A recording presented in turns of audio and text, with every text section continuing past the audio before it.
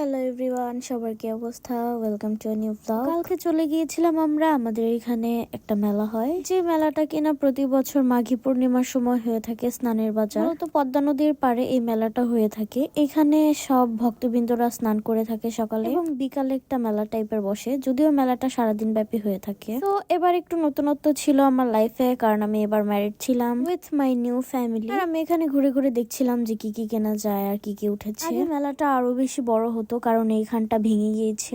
হয়তো জেনে থাকবেন যে এবার নদী ভাঙনটা অনেক বেশি পরিমাণ হয়েছে, কারণে অনেকগুলো বাড়িঘর নদীর বুকে চলে গিয়েছে। আর এই মেলাটা একদম ছোট হয়ে গিয়েছে। ছোট বললে ভুল হবে, কারণ আশেপাশে দিয়ে অনেকগুলো দোকানই দেখলাম বসেছে, অনেকগুলো কসমেটিক্স এর দোকান এসেছিল, আর অনেক মানুষের সমাগম হচ্ছিল। মেলা ঘুরে দেখতেই অনেক বেশি মজা লাগে। আমি ওরকম বেশি কিছু কিনি না মেলা থেকে। এখানে আমার উনি মাস্ক পরে এসেছিল, আর আমি বলছিলাম যে আপনি কেন মাস্ক পরে এসেছেন? উনি বলছিল আমার ডাস্ট অ্যালার্জি। আমার কাছে প্রশ্ন হলো, ডাস্ট অ্যালার্জি হইলে আপনার আসতে হবে কেন এই মেলাতে? এরপর হচ্ছে আমরা চলে গিয়েছিলাম কিছু কসমেটিক্স কাছ থেকে দেখার জন্য। সবাই যেহেতু ভিড়াভিড়ি করে দেখছিল, আমি ভাবলাম যে কি দেখে সবাই, আমি একটু যে দেখিনি। তো কিনি বা না কিনি সেটা পরের বিষয়, কাছ থেকে দেখাও একটা চোখের শান্তি। আমি কিছু চুড়ি দেখে নিচ্ছিলাম, যদিও আমার পছন্দ মতো কোনো জিনিস আমি ওইভাবে খুঁজে পাই না, কারণ আমি আবার ব্র্যান্ড ছাড়া কিছু ইউজ করি না। সরি গাইস, মজা করলাম। তো নদী ভেঙে যাওয়ার কারণে কিন্তু ব্রিজের নিচে দিয়েও দেখলাম যে দোকানপাট বসেছে, যেটা কিনা আগে এত দূর বসতো না, কারণ আগে নদীর পাড় দিয়ে অনেক জায়গা ছিল, ওখান দিয়ে মেলা বসতে পারতো। আমরা কিছু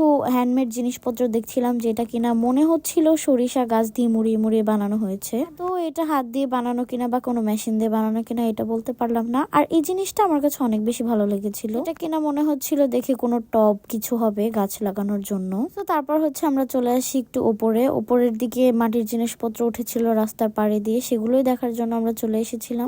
আমার কাছে মাটির জিনিস অনেক অনেক অনেক বেশি পছন্দ হয়। আমার কাছে অনেক বেশি ভালো লাগে ছোট্ট ছোট্ট এই খেলনাগুলো। আগে আমি কোনো মেলায় গেলেই এইসব ছোট ছোট খেলনাগুলো কিনতাম, কিন্তু এখন আর সেই বয়সগুলো নেই যে এই খেলনা দিয়ে খেলবো। এখানে দেখছিলাম অনেক ধরনের জিনিসপত্র এসেছিল, মাটির কড়াই, মাটির হাঁড়ি, মাটির পিঠার শাক, এগুলো কিন্তু বেশ ভালো লাগছিল দেখতে। তারপর হচ্ছে একটু নদীর পাড় ঘুরে একদম চলে আসি বাসায়। আর আজকের জন্য এতটুকুই, টাটা।